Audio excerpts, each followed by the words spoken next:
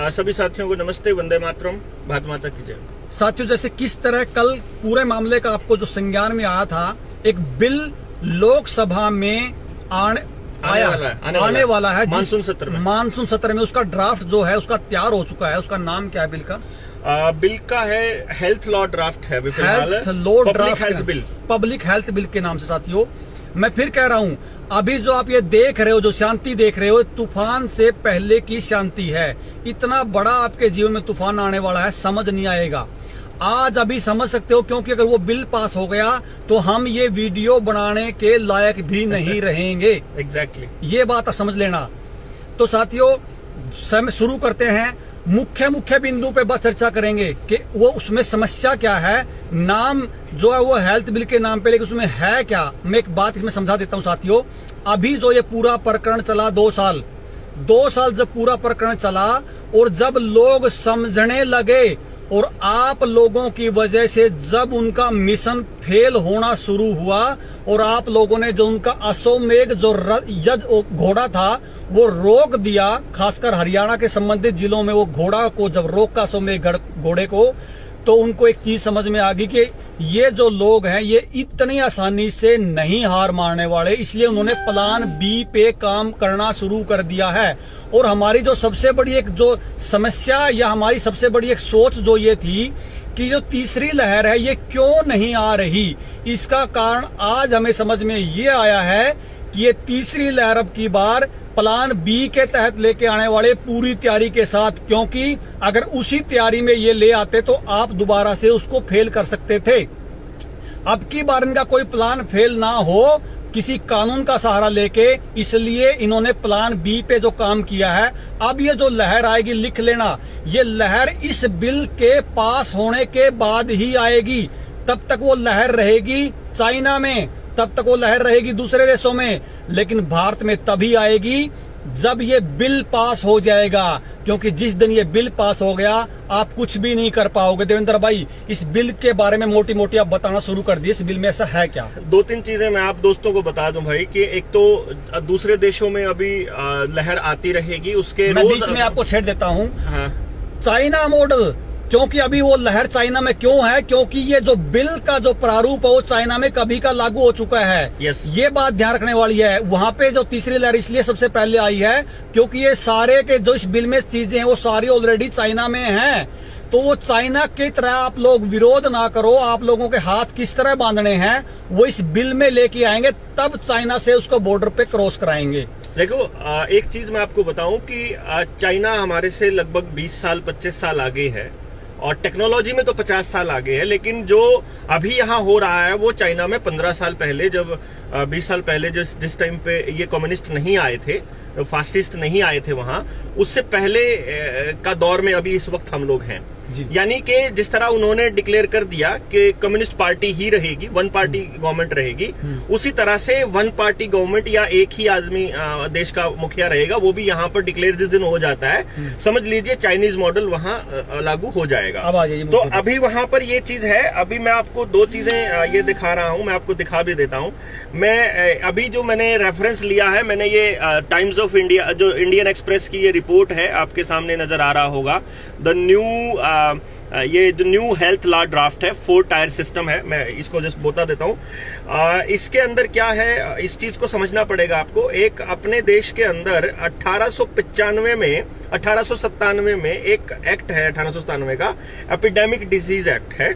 उस एक्ट को रिप्लेस करने के लिए ये प्रपोज किया गया है, ये एक्ट, जिसका नाम है नेशनल पब्लिक हेल्थ एक्ट। अभी फिलहाल जो हमारा मानसून सत्र है उसमें इसको पेश किया जाएगा। ड्राफ्ट तैयार हो रहा है। 4 टायर सिस्टम है कि हेल्थ मिनिस्ट्री क्या डिफाइन करेगी, केंद्र का क्या रोल होगा। हेल्थ मिनिस्ट्री मतलब केंद्र का रोल मतलब हेल्थ मिनिस्ट्री, और दूसरे नंबर पे जो स्टेट है उसका क्या रोल रहेगा। स्टेट के बाद फिर डिस्ट्रिक्ट लेवल पे क्या होगा, फिर लोकल लेवल पे क्या होगा। 4 जगह पे इसके प्रावधान किए गए हैं कि आपकी ताकतों को अब पूरी तरह से डिफाइन किया जाएगा। जैसे आपको ध्यान हो, अभी जब एडवोकेट नीलेश ओझा ने जब मुंबई के अंदर, मुंबई हाईकोर्ट के अंदर, महाराष्ट्र हाईकोर्ट में जब उन्होंने अपने केसेस डाले और जब हाईकोर्ट ने जब सरकारों से पूछा कि आपके कौन से वो रिसर्च है, आपकी कौन सी वो फाइंडिंग्स है, और वो मिनट्स ऑफ मीटिंग दिखाओ जिसमें तुम कह रहे हो कि एक्सपर्ट ने कहा है कि ऐसा होगा, एक्सपर्ट की राय है कि तुमको ये लगाना है या ये लगाना है। तो एक्सपर्ट कौन है वो दिखाओ, और उनकी वो मिनट्स ऑफ वो मीटिंग दिखाओ, और किस किसने क्या क्या कहा। तो सरकार के पास कोई भी एविडेंस नहीं था, किसी भी तरह का कोई वो नहीं था, तो सरकार फंस गई थी वहां पे। और जिस टाइम पे आपको याद हो 21-22 तारीख की बात है ये, जिस टाइम फंस गई सरकार, तो सरकार ने कहा हमें 1 हफ्ते का टाइम दो, और जज ने कहा कि 1 हफ्ते का नहीं, तुम्हें कल 2:30 बजे हमें वो सारा रिकॉर्ड देना है, सारा रिकॉर्ड जितना आज तक का तुम्हारे पास प्रूफ है, जितने भी सबूत हैं कि बीमारी, इलाज, इसके लिए जो भी लग रहा है, जो मैंडेट्स हैं तुम्हारे, इस मैंडेट को जस्टिफाई करने वाले, हमको सारे सबूत चाहिए 2:30 बजे तक। तो सरकार ने क्या किया, 1 बजे डिजास्टर मैनेजमेंट एक्ट को ही विड्रॉ कर लिया, क्योंकि आपको यह बात समझनी होगी कि एक हाई कोर्ट का फैसला पूरे भारत के हर हाई कोर्ट में लागू है, तो मतलब पूरे भारत को सबूत नहीं देना पड़ता, और पूरे भारत के साथ ये होता। तो नीलेश ओझा ने अभी उन लोगों से डिमांड करी है कि जिनके चालान कटे थे मुंह ना ढकने वाले, वो वापस। कविता बहन आप 1 मिनट रुक जाइए, पूरा क्लियर करेंगे। आप पूछ रहे हो कि कहना क्या चाहते हो, हम इस बिल के बारे में अभी बिल के बारे में बता रहे हैं। ये मैं इसलिए बता रहा हूं, ये भूमिका बनानी इसलिए जरूरी है कि सरकारों ने ये देखा है अभी तक कि कौन कौन आदमी लड़ाई लड़ेगा, कैसी लड़ाई लड़ेगा, किस तरह के लोग होंगे उसमें, कौन वकील होंगे और क्या दलील देंगे। अब उन दलीलों का इलाज करने के बाद अब ये मार्केट में उतरेंगे और अगली लहर लेकर के आएंगे। ठीक है। असली जो मकसद है इनका वो है आपको पूरी तरह से लॉकडाउन में रखना। जैसे इस टाइम शंघाई की 2.5 करोड़ से ज्यादा पॉपुलेशन इस टाइम लॉकडाउन में है, कंप्लीट लॉकडाउन में। और ये चीज समझने के लिए आपको इस ड्राफ्ट को समझना पड़ेगा।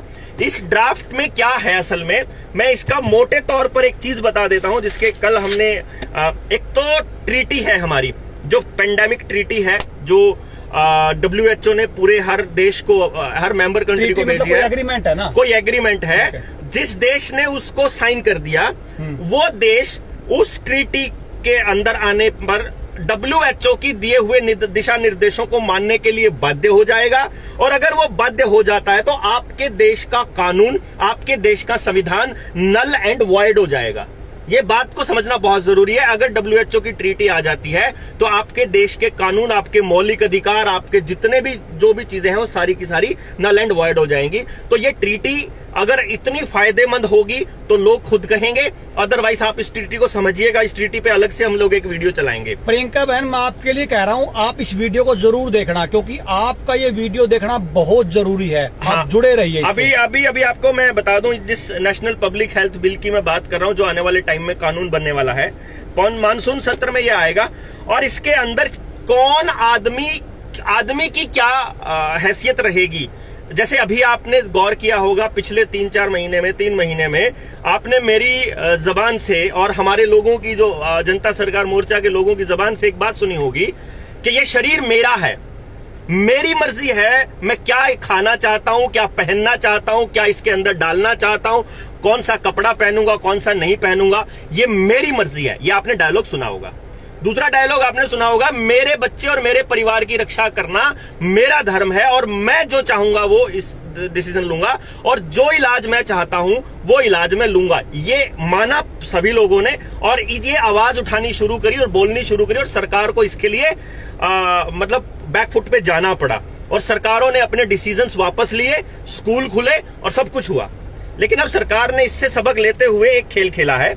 उसमें क्या खेला है, जो ये नेशनल हेल्थ बिल है, इसके अंदर हालांकि आप रिपोर्ट उठाएंगे, आप अभी तक गूगल इसको चेंज नहीं कर पाया है, चेंज करने की जरूरत भी नहीं है, क्योंकि सरकार ने बल्कि बकायदा सारे के सारे चैनल्स को इसके डिटेल दी है। तो इसमें क्या कहा है, बहुत ही खूबसूरत तरीके से मेंशन किया हुआ है। अंग्रेजी भी बोलूंगा मैं, ताकि जो लोग साथी हैं वो पढ़ पाएं, इस लैंग्वेज को समझ पाएं। A new draconian public health legislation to be introduced in the monsoon session of the parliament allows the government to forcibly धक्के से test, quarantine, whack dash scene the people of India। यानी कि आने वाले वक्त में अगर ये बिल कानून बन जाता है तो ये कानून सरकार को अधिकार देता है कि उसके बाद अगर सरकार चाहे तो आपको आपकी मर्जी के बिना जबरदस्ती टेस्ट कर सकती है, जबरदस्ती क्वारंटाइन कर भाई सकती है। शेयर कर दीजिए, क्योंकि ये हो सकता है इसके बाद ये पेज ही ना बचे। इसको शेयर जरूर करते रहो। शेयर भी कर लेना, वीडियो खत्म होते ही डाउनलोड करके अपने अपने चैनल पे भी लगा लेना। हमें कोई शौक नहीं है कि हमारे चैनल पे ही चले ये वीडियो, लेकिन आप अपनी जगह पे लगा लीजिए। आप इसको अपने भाषा में बोलकर लोगों को बताइए, लेकिन बताना बहुत जरूरी है। Any person can be examined, किसी भी आदमी का टेस्ट किया जा सकता है, vaccinated and given any other treatment without his consent. मतलब किसी भी आदमी को उसकी मर्जी के बिना कोई भी इलाज दिया जा सकता है। यानी आपको बुखार हो गया, आप कहते हो कि मैं आयुर्वेद के हिसाब से व्रत रख के खाली पेट रह के मैं अपना ठीक करना चाहता हूं। यहाँ जो सुनने लायक जो बात है, मैं निवेदन करता हूँ, मैं हाथ जोड़ रहा हूँ। हम किसी पार्टी से, हमें आज लड़ाई पार्टी की नहीं इंसानियत की है। और मैं खास जो अपने आप को ये कहते हैं कि हम राष्ट्रवादी हैं, वो कहाँ गया वो लोग जो राष्ट्रवादी अपने आप को मानते हैं। आप आयुर्वेद, अब आपका आयुर्वेद से इलाज कराने का हक छीना जा रहा है साथियों। आयुर्वेद क्यों? आपका होम्योपैथी से, आपका नेचुरोपैथी से, अब दुनिया की कोई ताकत आपको किस चीज से इलाज करवाना है, आपको कोई बचाने वाला नहीं। आपको एक ही पैथी से इलाज दिया जाएगा। आज पूछिए नुकुरमाना, आप उस जो आपके सत्ता में जो बैठे हैं जो लोग, उनसे पूछिए कि किस अधिकार पे आप ये बात कह रहे हो। किसने आपसे पूछा? साथियों, आप लोग पूछना शुरू करिए। हमारा किसी पार्टी से विरोध नहीं है, हमारा विरोध ये है कि हमें जीने का अधिकार तो दे दीजिए, हमें जीने का अधिकार तो छोड़ दो। आगे जो बात आएंगी, मैं एक बात आज पहले, अभी इससे पहले बता रहा हूं, जो हमारा कोई पीछा छुड़वा दे, हम उस पार्टी के गीत गाएंगे, हम कभी टिकट नहीं मांगेंगे, उसकी सदस्यता लेंगे उस पार्टी की। लेकिन हमारी ये बात कोई पार्टी उठा दे, इस भारत में कोई पार्टी हमारी बात उठा दे, हम उसका प्रचार करेंगे। लेकिन इंसानियत के नाते इस इंसानियत को कोई बचाने वाला, कोई पार्टी वाला हो तो हमारी आवाज उठा दे, हम उसके गीत गाएंगे। अगली लाइन समझिए। This legislation allows the government to force people, यानी ये लोगों को जबरदस्ती करना, इसमें सरकार को ये मतलब ताकत देती है फॉर सोशल डिस्टेंसिंग, यानी सरकार जबरदस्ती सोशल डिस्टेंसिंग करवा सकती है इस कानून के हिसाब से। And to carry out the surprise inspection, यानी कि अचानक inspection of the place they live and work in, यानी जहां आप रहते हो और जहां आप काम करते हो वहां औचक निरीक्षण का अधिकार देती है ये सरकार के आदमी को। अब इसमें मैं जोड़ दूं बात है, जो लोग मेरे जैसे जो लोग थे वो ये सोच रहे थे कि भाई चलो सरकार अगर कहीं बाहर नहीं जाने देगी तो मैं अपने खेत में रह के काम चला लूंगा, अपने घर में रह के काम चला लूंगा, मैं दुनियादारी से नाता तोड़ दूंगा। लेकिन मुझे ये चीज नहीं लेनी है, मुझे इसमें नहीं जाना, मुझे अपने बच्चों को बचाना है। अब वो आपका अधिकार नहीं रहा। आप अपने घर में, अपने खेत में जहां भी होगे, आप पे निरीक्षण के नाम पे आपको चिन्हित कर करके आपको ठोका जाएगा। ये कहना चाहता ये कानून। और ये मैं और देवेंद्र भाई नहीं कह रहे, ये कानून कोई भी गूगल से सर्च करके आप इसका ड्राफ्ट निकाल सकते हो। अगर एक बात भी हम गलत इसमें कहें तो हमारे जूते मारना सिर पे।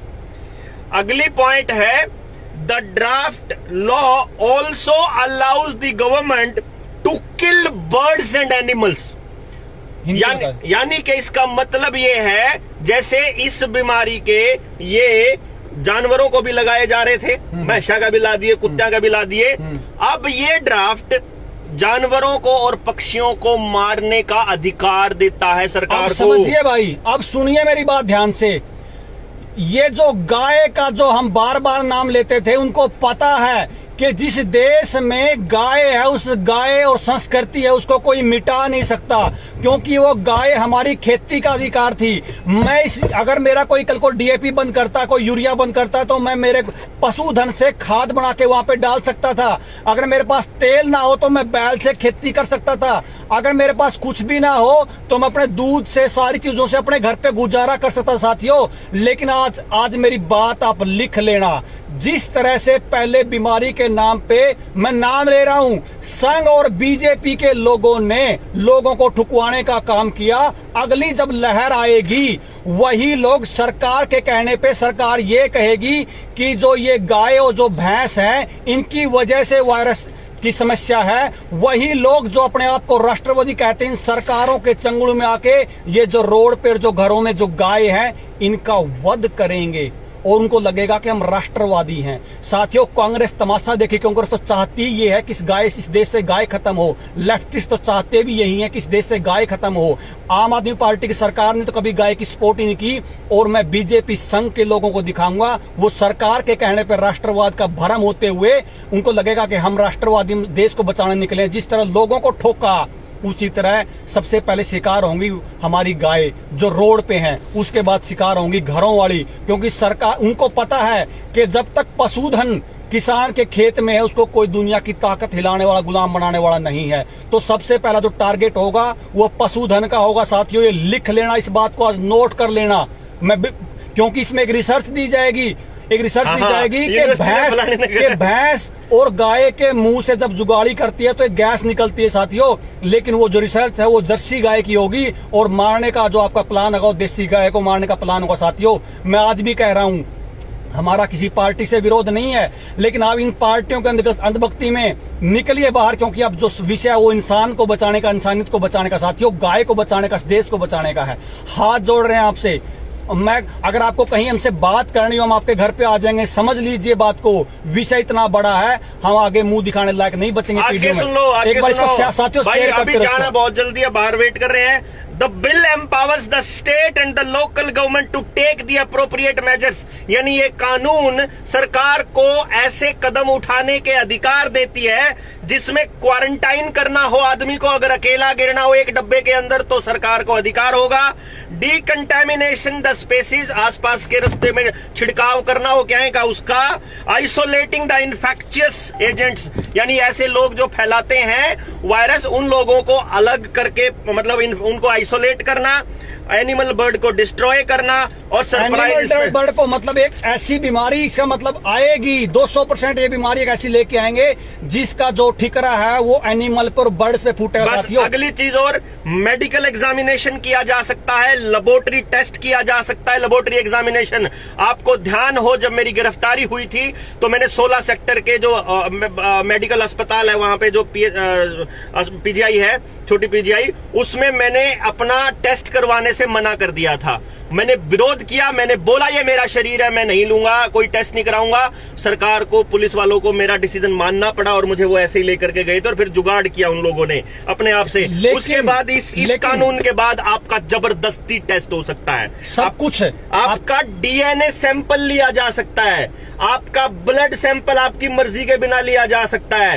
आप ये समझो कि आपकी निजता के कोई मतलब नहीं है, आपके ऊपर केवल आरोप लगाना है, और आपके ऊपर कोई भी टेस्ट, कोई भी इलाज, कोई भी ये जो लगाते हैं ये केमिकल आपके शरीर में डाला जा सकता है। और साथियों, इसका शिकार सबसे पहले होंगे हमारे जैसे लोग, ये ध्यान रखना। हाँ। इसलिए मैं कह रहा हूं, हो सकता है हम कुछ दिन बाद आपको कहीं भी ना मिले, ढूंढने से भी ना मिले, और ना वीडियो में मिले, ना कहीं आपको ढूंढने से भी ना मिले। और सबसे बड़ी बात, ये सब कुछ बिना उस आदमी के मर्जी के किया जा सकता है। आपकी माँ, बहन, बेटा, बेटी, कोई नहीं बख्शा जाएगा, आप किसी को नहीं बचा पाओगे। जो 2002 में हुआ था, नरसंहार का दौर आने वाला है, वही वैसा ही जो जिसकी मैं बात कर रहा था। आपको संभलने का मौका भी नहीं दिया जाएगा। अभी 4+1 यानी 5, 4+1G जो टेस्टिंग चलेगी उन रेडिएशंस की, उसी टाइम पर ये कानून आएगा, उसी टाइम पर लोग सड़कों पे गिरने पड़ने लगेंगे, उसी टाइम पर अगली लहर का नाम लेकर के आपको जबरदस्ती उठाया जाएगा। उसी टाइम पर ये लोग तैयारी कर चुके हैं। आपको कितनी तैयारी करनी है ये देखना है। आप अपने जैसे कितने लोगों को इकट्ठा कर सकते हो, आप अपने जैसे लोगों को कितना कर सकते हो। आप अगर आज भी अंधभक्ति में डूबे हुए हो, आपका सर्वनाश निश्चित है। किसी भी पार्टी की अगर ये बात कोई उठाने वाला हो, इसका बिल का कोई विरोध करने वाला हो आपकी पार्टी में, हमें बताइए। हम उसका 1 रुपया कहीं नहीं लगने देंगे। घर से पेट्रोल फूंक के उस पार्टी का प्रचार करेंगे। लेकिन साथियों, निकलिए इससे बाहर। आप अगर किसी पार्टी में जाके अपनी सेटिंग करना चाहते हो, अपना घर बसाना चाहते हो, अपने आप को अमीर देखना चाहते हो, तो भूल जाइए, ऐसा कुछ नहीं होने वाला। कोई पैसा, कोई दौलत, कोई प्रॉपर्टी काम नहीं आने वाली है, काम नहीं आने वाली है। पूरे मतलब कुनबे इतिहास बनने वाले हैं। मैं फलानी पार्टी से हूँ, मेरा वर्कर बनिए, मेरा साथ दिए, जूते मारिए उसको पूछिए बात ये